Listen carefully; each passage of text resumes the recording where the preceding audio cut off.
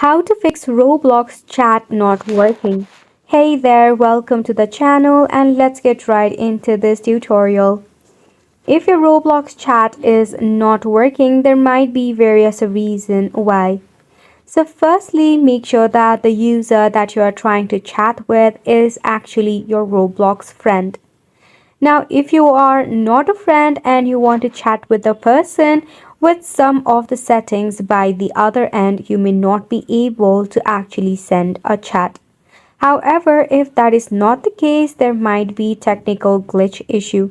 To resolve it, always check for the Wi-Fi connection, and if your Wi-Fi is acting up, switch into mobile data or airplane mode. After which you need to clear the cache or the glitch built up.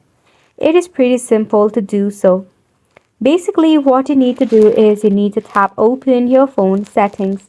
In your phone settings, navigate to apps. Head over to all apps and tap on the search icon to search for Roblox. From here, you need to tap on the force stop button and OK. Then head to storage and cache and click on clear cache.